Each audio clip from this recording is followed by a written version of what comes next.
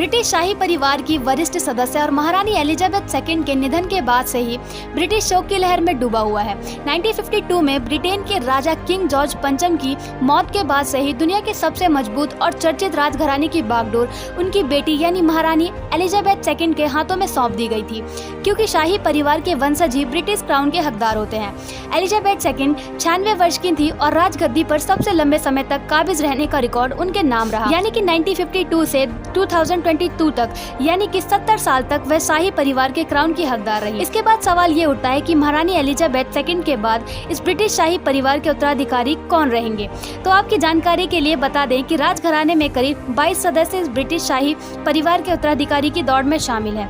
इन उत्तराधिकारियों की लिस्ट में महारानी एलिजाबेथ सेकंड और प्रिंस फिलिप यानी एलिजाबेथ सेकंड के पति, जिनकी मृत्यु बीते हुए सालों में हो चुकी है, उनके 4 बच्चे चार्ल्स, एनी, एंड्रयू और एडवर्ड, और इन चारों की संतानें भी शामिल हैं। हालांकि शाही परिवार के नियम अनुसार राजघराने की बागडोर सबसे वरिष्ठ सदस्य के हाथ में रहती है, लेकिन ये वरिष्ठता क्रम उनकी उम्र से नहीं, वंशानुक्रम से तय होता है। आइए जानते हैं कि महारानी के बाद किसके हाथ में रहेगी राज परिवार की कमान। तो अब तक वेल्स के राजकुमार रहे चार्ल्स महारानी एलिजाबेथ सेकंड के बड़े बेटे हैं और अब यही ब्रिटिश शाही परिवार में महारानी के बाद राजगद्दी के पहले उत्तराधिकारी हैं।